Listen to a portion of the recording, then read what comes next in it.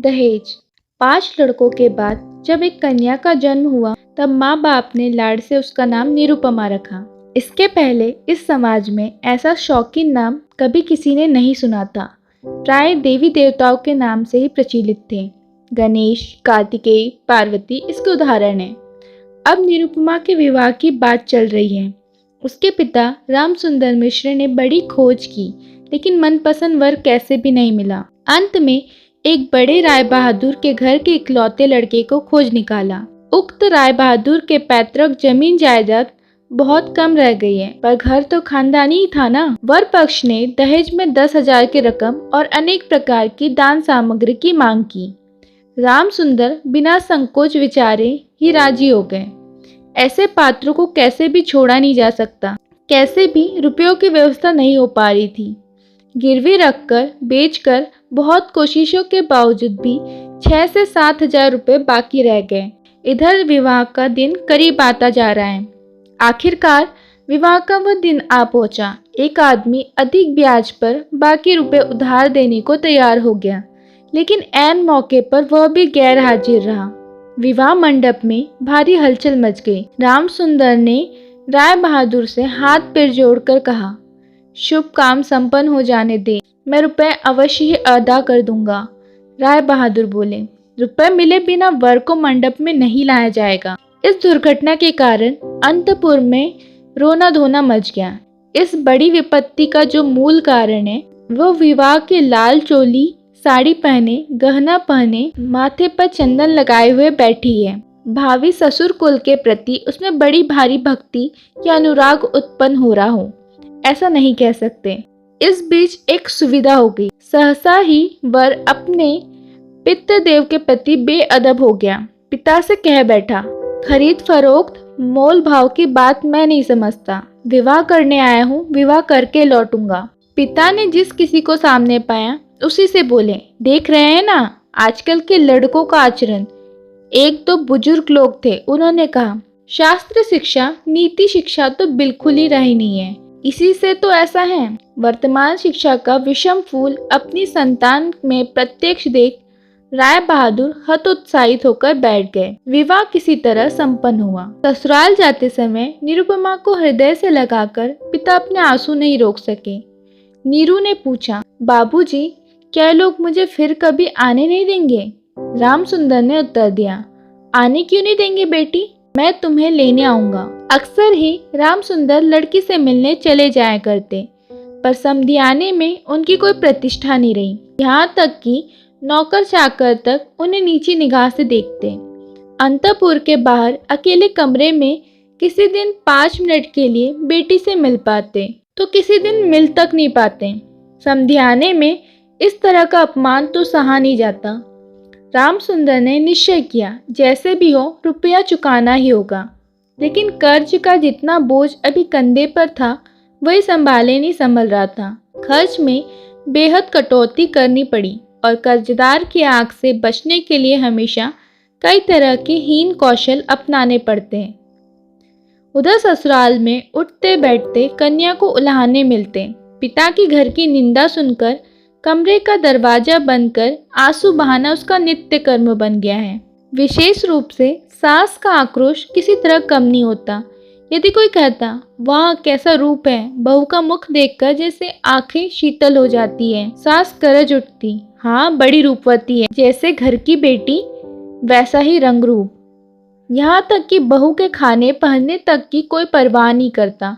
यदि कोई दयालु पड़ोसी किसी प्रकार की कोई कमी बताता तो सास उत्तर देती, इतना ही बहुत है। यानी कि बाप ने पूरे दाम दिए होते तो बेटी की भी पूरी सार संभार होती। सभी ऐसा भाव प्रदर्शित करते जैसे बहू का इस घर में कोई अधिकार ही नहीं, वह धोखा देकर घुस आई है।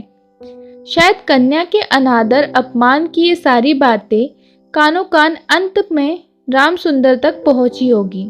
वे घर बार बेचने का प्रयत्न करने लगे, लेकिन लड़कों को बेघर करने जा रहे हैं ये बात उनसे छिपाए रखी। उन्होंने निश्चय किया, घर बेचकर फिर उसी घर को किराए पर ले लेंगे। ऐसे कौशल से चलेंगे तो उनके मरते दम तक यह बात लड़के जान नहीं पाएंगे। लेकिन लड़के जान गए। सब आकर रोने चिल्लाने लगे, खासकर बड़े तीनों शादीशुदा लड़के, जिसमें से किसी किसी की संतानें भी हैं। उनकी असहमति बड़ी महत्वपूर्ण थी। घर की बिक्री स्थगित रही। तब राम सुंदर इधर उधर से भारी ब्याज पर थोड़े थोड़े रुपए उधार लेने लगे। इसका नतीजा यह हुआ कि गृहस्थी का खर्चा चलना मुश्किल हो गया। नीरू पिता का मुख देखकर सब समझ गई।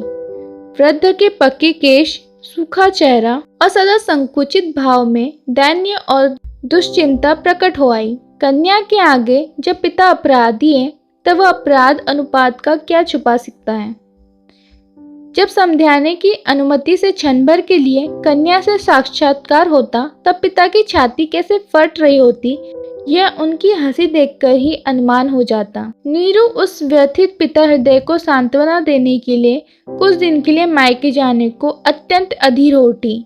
वो पिता का म्लान मुख देखकर अब दूर नहीं रह सकती थी। एक दिन राम सुंदर से बोली, बाबूजी मुझे एक बार घर ले चलो। राम सुंदर ने कहा, अच्छा, किंतु उनका कोई जोर नहीं। अपनी पुत्री का पिता का जो स्वाभाविक अधिकार होता है, वह जैसे दहेज के रुपये के बदले गिरवी रख दिया गया हो। यहाँ तक कि अत्यंत संकोच के साथ पुत्री से मुलाकात के लिए भी भीख मांगनी होती, और उसमें कभी कभी निराश होने पर भी दूसरी बार कुछ कहने का मुख नहीं रहता। किंतु पुत्री के स्वयं मायके आना चाहने पर पिता उसे न लाकर कैसे रह सकता है। इसलिए समधी के पास इस आशय की अर्जी पेश करने से पहले राम सुंदर ने कितनी दीनता, कितने अपमान, कितने नुकसान सहकर जो 3000 रुपये संग्रह किए, उस इतिहास का गोपनीय रहना भी भला है। वे कुछ नोटों को रुमाल में लपेट चादर में बांधकर समधी के निकट जा बैठे। पहले हंसते हुए मोहल्ले की चर्चा छेड़ी। हरे कृष्ण के घर में बड़ी भारी चोरी हो गई है। उसका विवरण कह सुनाया। नवीन माधव और राधा माधव दोनों भाइयों की तुलना करते हुए राधा माधव की विद्या बुद्धि स्वभाव की प्रशंसा और नवीन माधव की निंदा की। शहर में एक नए रोग का आगमन हुआ है, उस विषय में अनेक अजीबोगरीब आलोचनाएं की। अंत में हुक्का जमीन पर रखते हुए बातों ही बातों में बोले, अरे हाँ समधी जी, दरअसल वे रुपए बाकी रह गए हैं। रोज ही सोचता हूँ आते में कुछ साथ ले आऊं, लेकिन समय पर ध्यान ही नहीं रहता। अरे भाई, बूढ़ा जो हो गया हूँ। ऐसी एक लंबी भूमिका बांधते हुए अस्थि पंजर की 3 अस्थियों के समान 3 नोटों को अत्यंत सहज भाव से, अत्यंत लापरवाही से बाहर निकाला। केवल 3000 के नोटों को देखकर राय बहादुर ने ठहाका लगाया। बोले, रहने दीजिए समधी जी, इसकी मुझे जरूरत नहीं है। एक प्रचलित देसी कहावत है, छोटी सी बात के लिए वे हाथों को बदबूदार नहीं करना चाहते। ऐसी घटना के बाद कन्या को घर ले जाने का प्रस्ताव कोई जबान पर नहीं ला सकता था। केवल राम सुंदर ही थे जिन्होंने सोचा, यह सब रिश्तेदारी का संकोच अब मुझे शोभा नहीं देता। काफी देर चुप रहने के बाद अंत में मृदु स्वर में बात चलाई। राय बहादुर ने कोई बिना कारण जताते हुए कहा, यह अभी नहीं होगा, और यह कहते हुए वे काम के बहाने उठकर चले गए।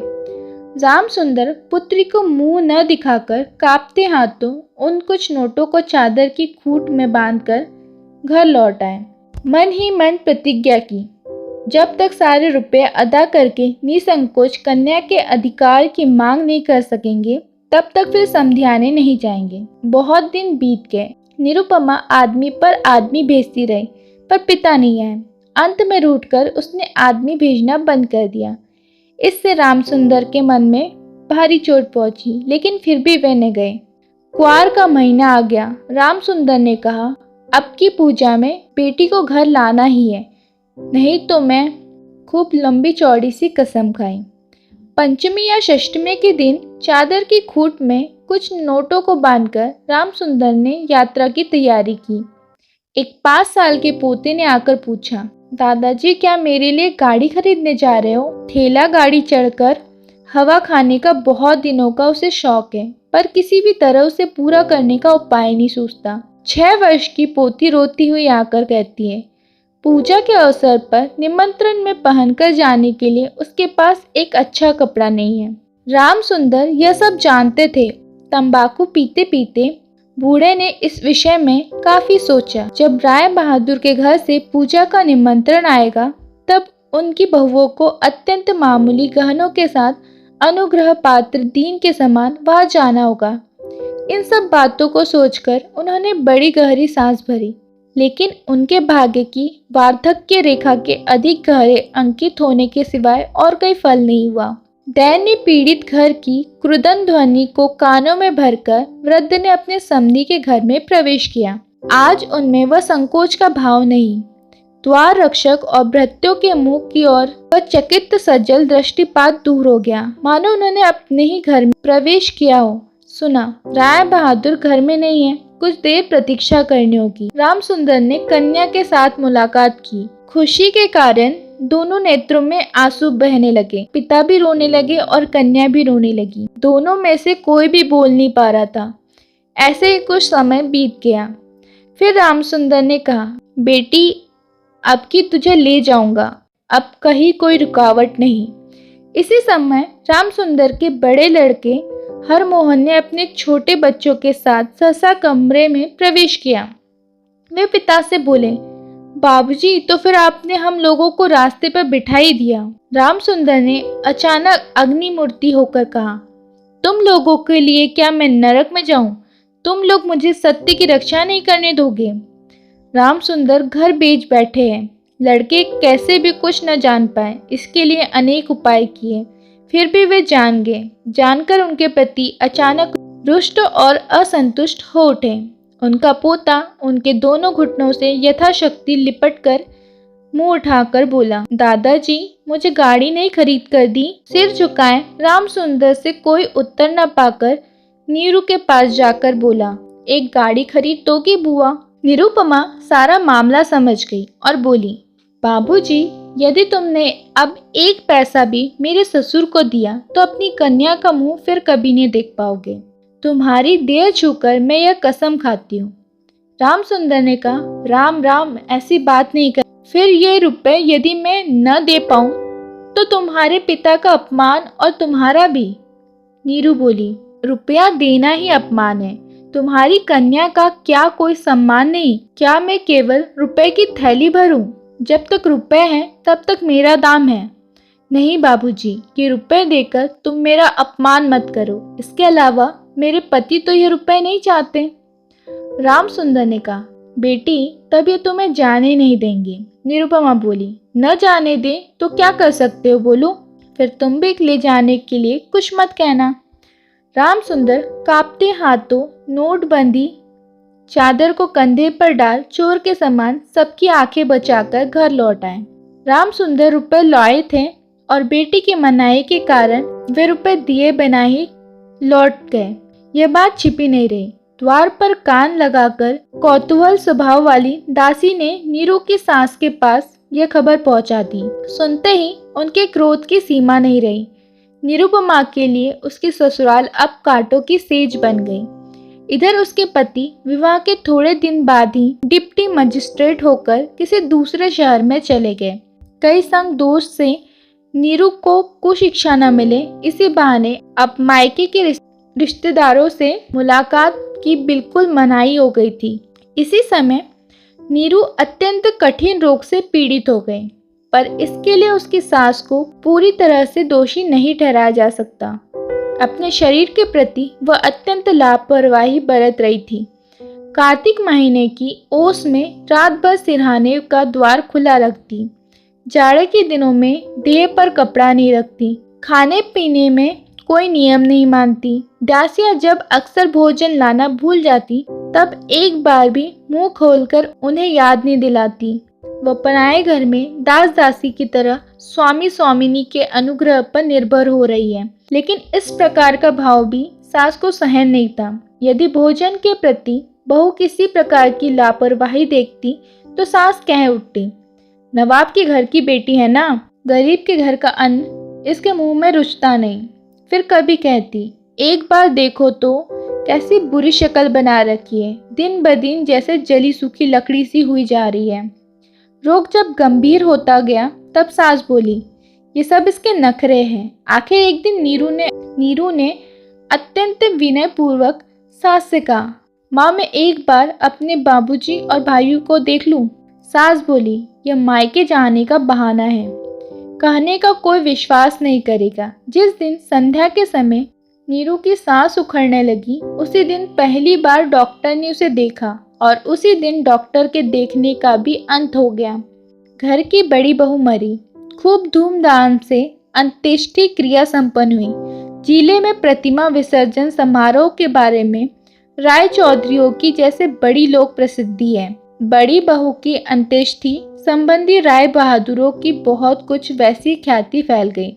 ऐसी चंदन काठ की चिता इस इलाके में कभी किसी ने नहीं देखी। ऐसे समारोह से श्राद्ध अनुष्ठान भी केवल राय बहादुर के घर में ही संभव था। सुना जाता है इससे उनके ऊपर कुछ कर्ज भी हो गया। राम सुंदर को सांत्वना देते समय उनकी बेटी की कैसे महासमारोह के बीच मृत्यु हुई, सभी ने उनका बड़ा विस्तृत वर्णन किया। इधर डिप्टी मजिस्ट्रेट का पत्र पहुंचा। मैंने यहाँ सारा बंदोबस्त कर लिया है, इसलिए मेरी पत्नी को फौरन यहाँ भेज दे। राय बहादुर की श्रीमती ने लिखा, बेटा, हमने तुम्हारे लिए एक दूसरी लड़की का रिश्ता तय किया है, इसलिए छुट्टी लेकर फौरन चले आओ। इस बार 20,000 का दहेज और हाथों हाथ अदायगी।